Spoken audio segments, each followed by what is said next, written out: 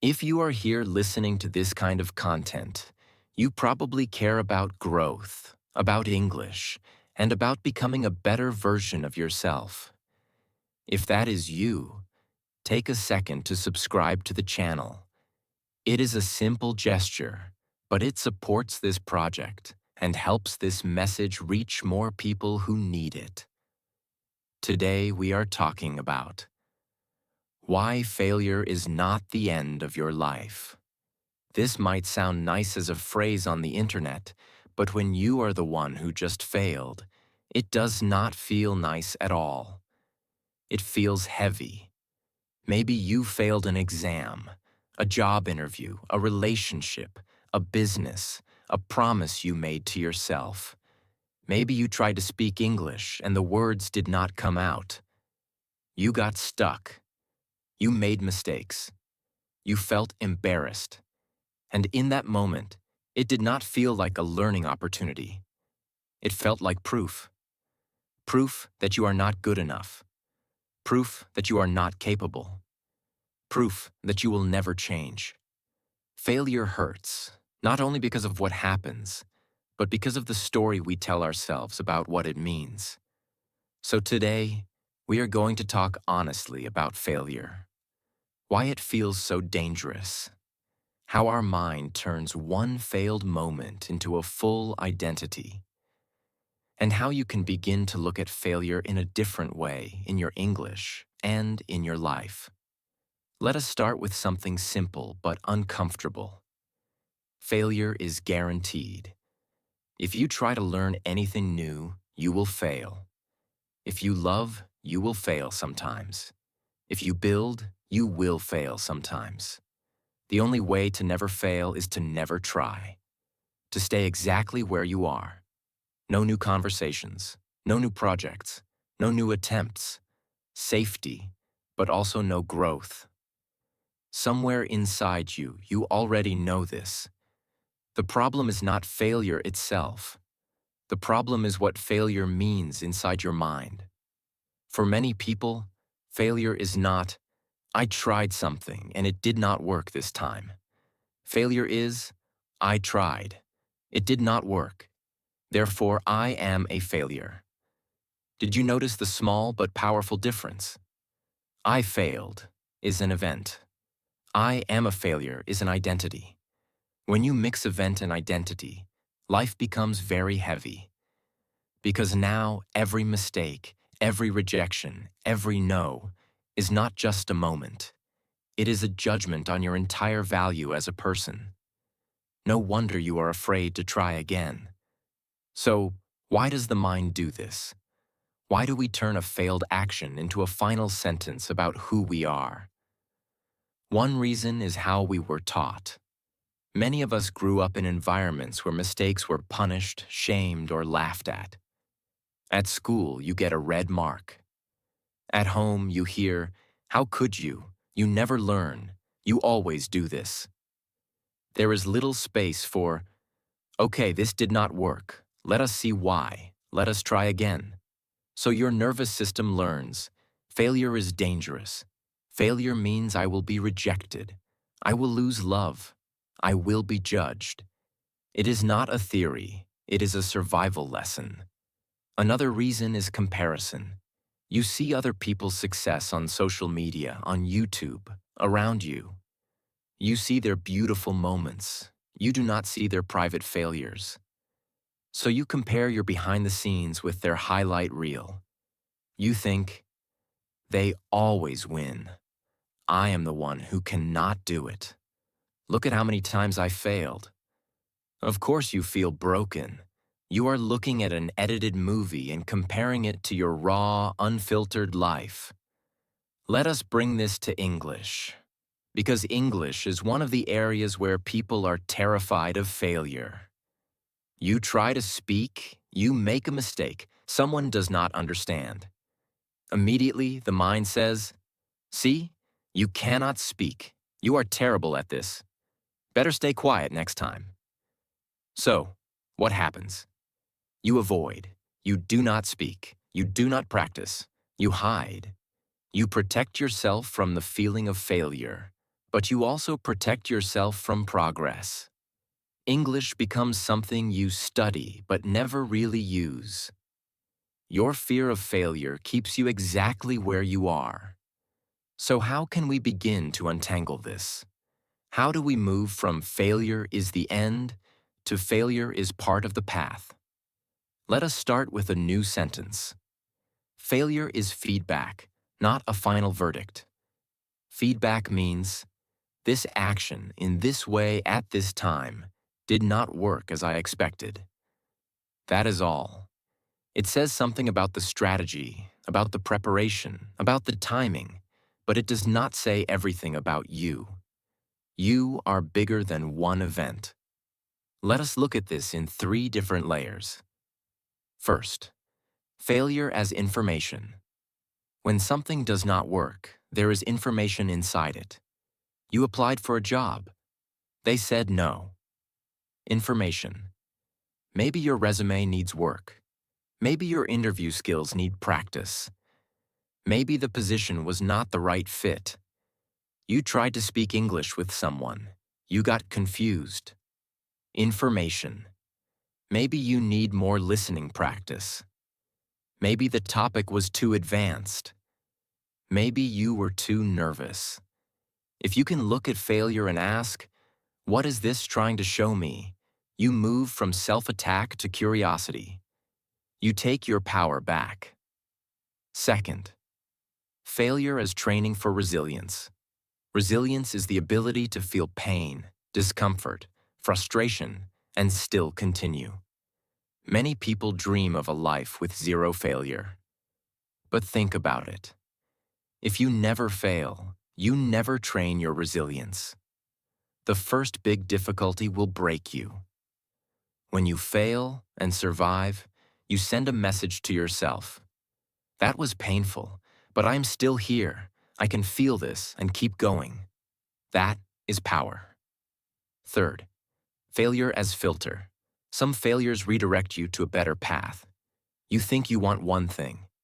Later you realize, if that had worked, I would be stuck in a life that is not mine. A closed door in one area sometimes pushes you towards a different door you did not see. Of course, this is easier to see in the future, not in the moment. In the moment, it hurts. But remembering that failure can also be a filter can help you stay open to new possibilities. Now, this is all beautiful in theory. But in practice, what can you do the next time you fail? We can call this part, when you fail, a kinder way to respond. The first step is to slow down the story. Your mind will want to run fast. I failed. They hate me. I will never be able to do this. I am such an idiot. Pause. You can literally say to yourself, stop. Let me breathe. Take 3 slow breaths. Inhale gently. Exhale longer. Then describe the situation in simple, neutral words. I did this. I wanted that result. I did not get it. That is the fact. Everything else is interpretation. The second step is to separate the event from your identity. You can say, I failed this time. That does not mean I am a failure as a person. Sometimes it helps to imagine a friend. If your friend had the same experience, would you say, you are a complete failure. You are hopeless. Of course not. You would say, you made a mistake. You tried. It hurts, but it does not define you. You deserve the same kindness. The third step is to ask better questions. Instead of, why am I so stupid? Why do I always fail? Ask, what exactly did not work here? What was under my control and what was not? What can I adjust next time? For example, you tried to speak English with a native speaker and you felt lost.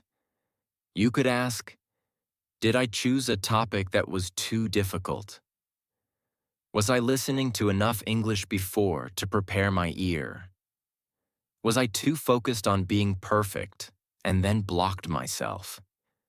From these questions, you might decide, next time, I will start with simpler topics. Next time, I will listen for 10 minutes before speaking.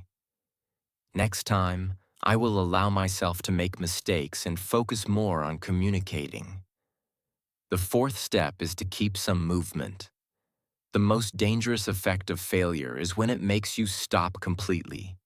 You fail once, and then you disappear. You stop practicing, you stop trying, you avoid. Instead of stopping everything, try to keep a small movement. If you failed speaking today, maybe tomorrow you do not speak with someone, but you still do a bit of listening or reading. You stay in contact with English. If you failed a project, maybe you rest for a day, but you still take a small action connected to your goal. Consistency after failure is one of the strongest forms of courage. The fifth step is to remember your bigger picture. Failure feels bigger when your entire worth is attached to one thing. If your whole value is, I must succeed in this one attempt, then of course failure feels like the end of your life. But you are more than one exam, one conversation, one job, one project. Remember other areas where you are growing. Remember other successes you have had. You are not defined by your worst moment. Now let us talk directly about English again. If you want to really grow in English, you must make peace with failure. It does not mean you like it. It means you accept it as part of the process. You will pronounce things wrong. You will forget words. You will say funny sentences. Sometimes people will not understand. Sometimes someone may laugh. And still, your progress depends on your willingness to keep speaking. Let me say this clearly. You cannot speak English better without going through a period of speaking English badly. There is no magic tunnel where you go from silence to perfect fluency. There is only this path: messy, awkward, brave attempts. If you can see each failed sentence as a step towards a better sentence, instead of proof that you should stay silent, your relationship with English will change. Now I want you to think about a failure from your past. Not the heaviest one, if that feels too intense. Just one moment where you feel, I failed. Maybe with English, maybe with something else. Ask yourself, what did I learn from that experience that I did not know before? Maybe you learned that you need more preparation. Maybe you learned what kind of environment does not support you. Maybe you learned how much you really care about something. Write it if you can. When you extract learning from a failure, you transform it from a dead weight into a tool. You did not fail for nothing. You received information. You received strength. You can use it. Finally, remember this. Your life is not a single exam. It is a long, complex journey. You will have many beginnings, many endings, many tries, many falls. Failure is a chapter, not the whole book. If you are alive, if you are listening to this, then by definition, failure is not the end of your life. You are still here. You still have days to act, to learn, to repair, to rebuild. The question is not, did I fail? The question is, what will I do with this failure? Will I use it to attack myself and stay small? Or will I use it as a teacher that guides my next steps?